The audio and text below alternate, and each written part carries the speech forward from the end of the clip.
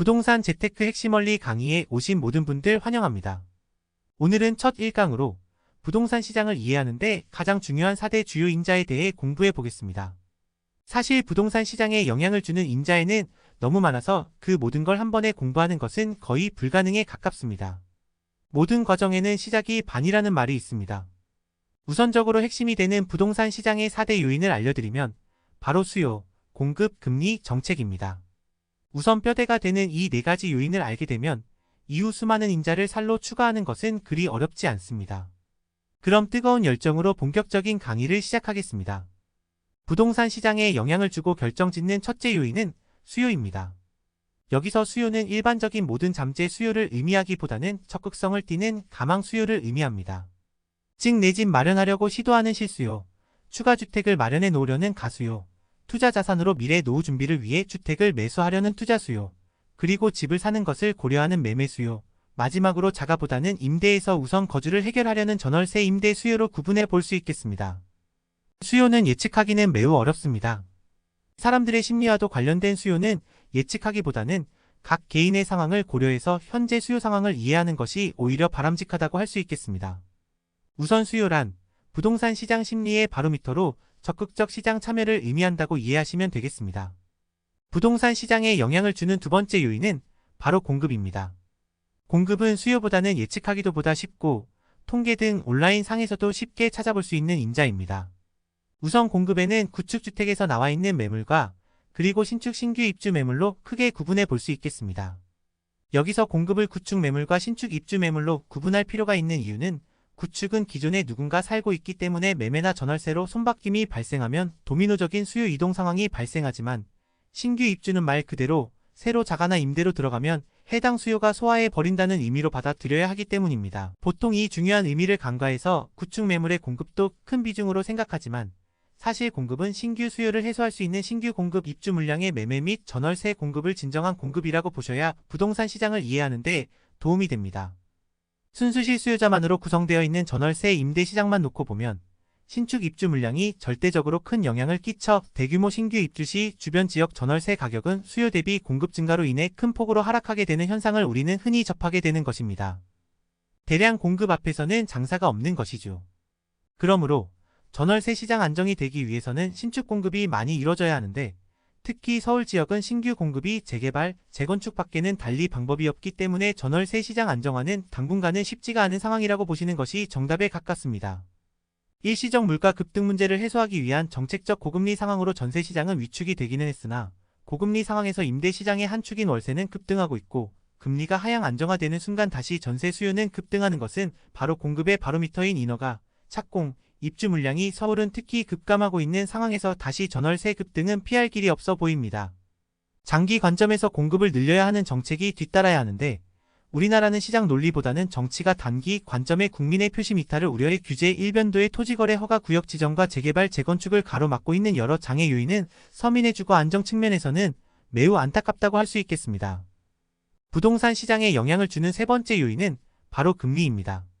금리는 거시적 경제지표의 주요 인자로 사실 거시 경제 측면에서 우리가 컨트롤할 수 없는 시장 상황을 받아들여야 하는 측면이 있는데 세 번째 금리 요인은 금리 장단기 예측 정보를 통해 미리 시장에 선반영되는 측면이 있기 때문에 금리 절대 수치보다는 방향성이 시장에 큰 영향을 준다는 것을 알고 있어야 합니다. 오랜 저금리 시대에서 갑작스런 금리 급등은 많은 사람들에게 심한 공포감과 충격을 주기는 했지만 이는 오히려 기회로 받아들여야 하며 금리 충격으로 인한 전세가와 매매가 급락 시점을 최적의 매수 타이밍이라고 역발상으로 접근해야 부동산 투자로 성공할 수 있다는 것은 잊지 말아야 할 큰 교훈이며 변하지 않는 부동산 시장의 불변의 진리라고 할 수 있겠습니다. 금리의 단기 급등 이후 최근 1년은 보합 유지 상태인데 금리는 여전히 높지만 오르지 않는다는 확신만 들어도 사람들은 안도의 한숨을 쉬며 부동산 시장에 참여하는 경향이 있습니다.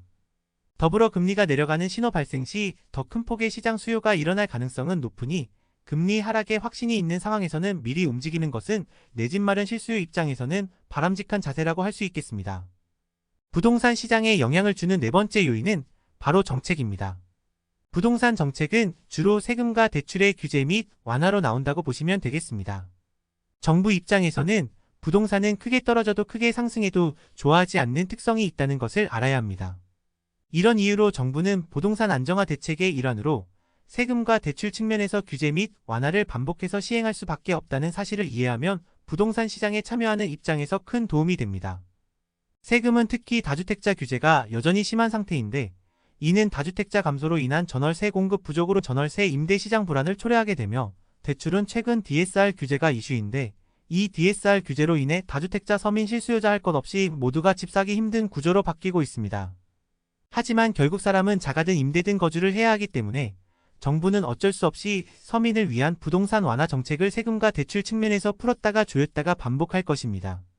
보통 부동산 정책은 선거 등 서민의 표심을 얻어야 하는 시점에서는 완화 기조로 바뀌어온, 사실은 앞으로도 민주주의 및 자본주의를 살고 있는 현실에서는 변하지 않는 부분이라고 보시면 되겠습니다.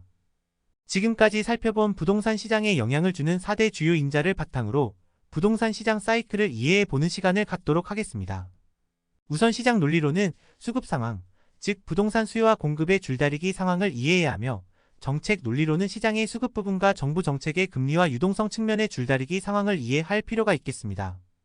우선 정부 정책은 큰 그림에서 시장 안정화를 위한 방향이라고 보시면 되겠으니, 이는 물가 상승 정도의 부동산 가격 상승을 용인할 것이며, 이는 물가 상승 폭만큼의 장기 우상향은 부동산 시장의 진리로 보면 큰 문제가 없다고 할 수 있겠습니다.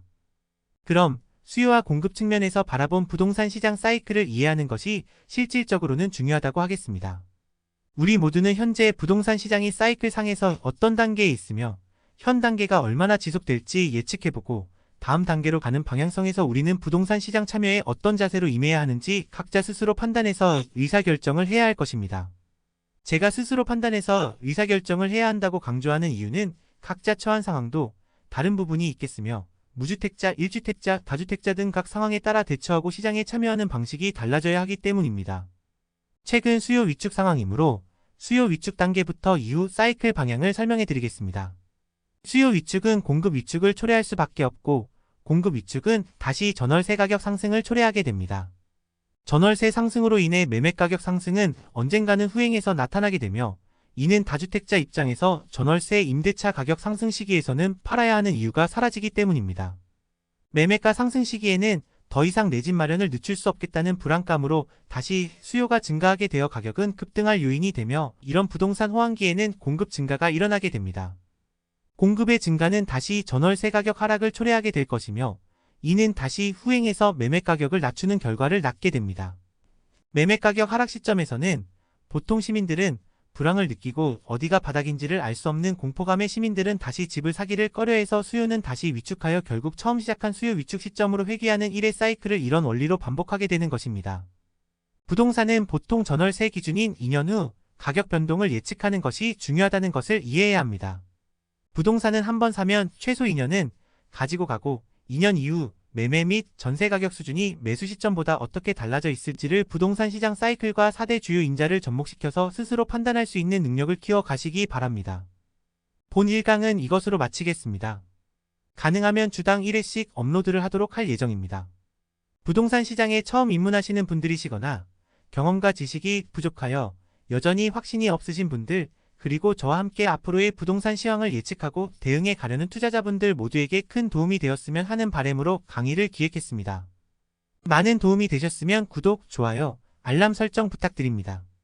여러분의 이 한 번의 버튼 클릭만으로도 제게는 강의 대본을 준비하고 정보를 공유하는 데 큰 힘과 도움이 될 것입니다. 그럼 다음 2강에서 찾아뵙겠습니다. 감사합니다.